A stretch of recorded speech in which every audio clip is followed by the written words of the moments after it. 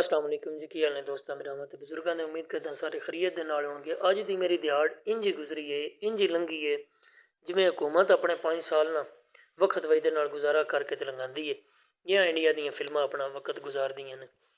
अच्छा होया कि ये जनाब, सवेले मैं उठिया फल गया, राती सुता है, सवेले उठिया तो जनाब उन्हें आख्या मंडी जाना है, सब्जी मंडी।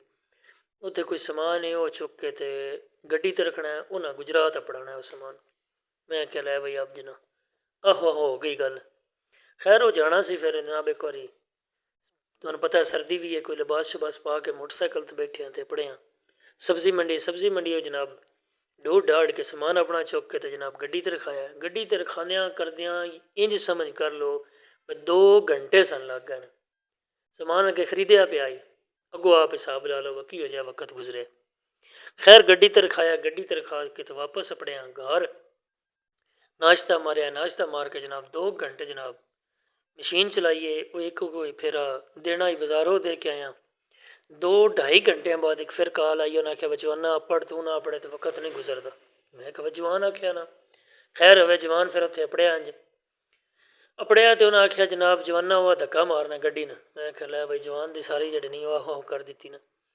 खैर हूँ क्या यार धक्का शक्का मारिया गड्डी ने, धक्का मार मार के जनाब तकरीबन 3 घंटे वक्फे वक्फे वक्फे नाल धक्का मारिया।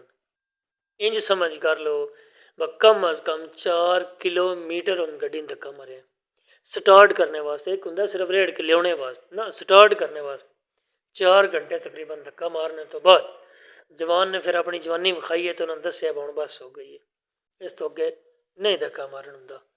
खैर अल्लाह तुहाडा करे भला, तो यह भी वक्त तो गुजर गया। इस तो अगली गल थोड़ी जी वधी है तो जनाब फिर जनाब समान लैके बाजार जाना आई। वो जिस टाइम रिक्शे ते बैठा अपने बाजार अद्धे राह पढ़ने तेल मुक गया। लै मैं आख्या जवान की जवानी फिर जड़ी है ना वह हो गई है। वो जनाब बड़े वक्त नाल अज की जड़ी है ना दिहाड़ अल्लाह कीता तो गुजारी है। तो तुसीं भी वक्त गुजारी साडे नाल कर दिओ, ना कोई लाइक कर दिओ, ना कोई कमेंट कर दिओ, ना कोई शेयर कर दिओ, ना कोई चैनल सबसक्राइब कर दिओ। पता नहीं की गल है। इजाज़त दो, इंशाअल्लाह फिर मिलांगे। अल्लाह हाफिज़।